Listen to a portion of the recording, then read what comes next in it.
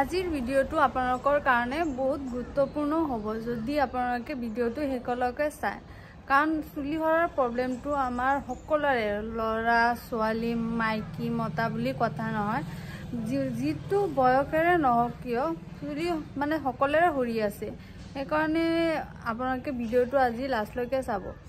Hello' everyone, কি খবৰ? আশা কৰোঁ সকলোৱে ভালে আছে কুশলে আছে। মই কি ক'ম, কেনেকুৱা আছোঁ, ভাল নে বেয়া কি ক'ম আৰু। কেইদিনমান আগত আপোনালোকে চাইছে যে মই চুলিৰ কাৰণে ট্ৰিটমেণ্টৰ কাৰণে গৈছিলোঁ, কেৰাটিন ট্ৰিটমেণ্ট কৰাইছিলোঁ চুলি সৰাৰ কাৰণে। কিন্তু চাওক চুলিখিনি চিল্কি হৈছে বহুত, কিন্তু চুলি সৰাটো কমা নাই। এতিয়া চাগে আৰু অলপ বাঢ়িয়ে গৈছে নেকি, পূৰা ইমান চুলি সৰি থাকে। এইটো চাওক আপোনালোকে মোৰ হাততে যাব, এনেকৈ উঠিয়ে থাকে। সেইকাৰণে ভাবি আছোঁ, কালিৰ পৰা ভাবি আছোঁ কি কৰিম, হোম ৰেমেডি কিবা ইউজ কৰিলে ভালে পাম নেকি। কালি মোবাইল খুচৰি থাকোঁতে হঠাতে মনত পৰিল যে মেথি গুটিটো চুলিৰ কাৰণে কিমান উপকাৰী। মেথি গুটিটো আপোনালোকে চুলিৰ কাৰণে কিমান উপকাৰী বুলি ভাবে কমেণ্টত জনাব। মই জনামতে মেথি গুটিটো যেতিয়া আমি গুড়ি কৰি পিনে 1 চামুচ ৰেগুলাৰ খাওঁ সেইটোৰ পৰা চুলিৰ গুড়ি মানে মজবুত হয় আৰু চুলি সৰাটো কমি যায় আৰু চুলিৰ গ্ৰোথটো বহুত বেছি বৃদ্ধি পায়। সেম প্ৰচেছত যদি আমি মেথি গুটিৰ মানে মাস্ক লগাওঁ তেনেহ'লেও মানে চুলি সৰাটো কমে আৰু গ্ৰোথটো বৃদ্ধি পায়। আৰু থাৰ্ড হিচাপত মই মেথি গুটিৰ পৰা তেল বনাই পিনে মানে ইউজ কৰিলে চুলি সৰা বন্ধ হয়। সেইকাৰণে মই ভাবি আছোঁ আজি মেথি গুটিৰ মাস্ক এটা লগাম। তো আপোনালোকে বলক মোৰ লগত, আপোনালোকে এতিয়া লগত থাকিব আৰু চাওক মই কেনেকৈ মাস্কটো তৈয়াৰ কৰোঁ। হেয়াৰ মাস্কটো বনোৱাৰ কাৰণে মই ৰাতিতে 2 চামুচ মেথি আৰু 1 চামুচ চাউল ভালকৈ তিয়াই পিনে ৰাখি থৈ দিছিলোঁ। আৰু এইটো দি দিম এতিয়া এটা জাৰত আৰু বাকী থকা পানীখিনিও দি দিম।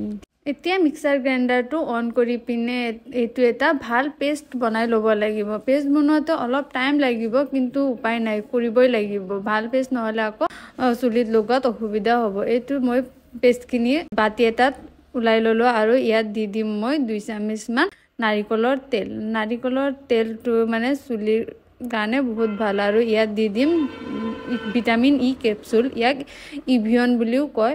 এইটো মানে হেয়াৰ গ্ৰোথৰ কাৰণে বহুত ভাল হয়। আৰু এই গোটেইখিনি দিয়াৰ পিছত এইটোৱে ভালকৈ মিক্স কৰি ল'ম। মিক্স কৰি লৈ পিনে এইটো চুলিখিনিত লগাই ল'ব লাগিব। চুলিখিনি ছেকশ্যন কৰি ল'ব লাগিব। ছেকশ্যন কৰি পিনে চুলিৰ গুৰিৰ পৰা ভালকৈ চুলিৰ আগলৈকে লগাব লাগিব। এইটো চাওক মাকে লগাই দি আছে, কিন্তু মই ছেকশ্যন কৰিলেও ইমান ভালকৈ কৰিব পৰা নাই, কাৰণ এইফালে আহান টোপনিৰ পৰা উঠি গৈছে, সেইকাৰণে মই জল্দি লগাই আছোঁ। আৰু মাকেও ট্ৰাই কৰি আছে জল্দি লগাই দিবলৈ। এই মাস্কটো চুলিৰ গুৰিৰ পৰা ষ্টাৰ্ট কৰি চুলিৰ আগলৈকে ভালকৈ লগাব লাগিব, কাৰণ চুলিৰ গ্ৰোথ যেনেকৈ বৃদ্ধি কৰে, হেয়াৰ ফল কমায় আৰু চুলিৰ আগবিলাকো বহুত ভাল কৰে আৰু চুলিখিনি চিল্কি আৰু শ্বাইনি কৰে। গোটেইখিনি লগোৱাৰ পিছত চুলিখিনি ভালকৈ ক্লিপ এটাৰ সহায়ত বান্ধি থ'ব লাগিব 1 ঘণ্টামান সময়। তাৰপিছত ধুই দিব লাগিব। অৱশেষত এয়া মোৰ চুলি পূৰা ধুই দিছোঁ 1 ঘণ্টা ৰখাৰ পিছত।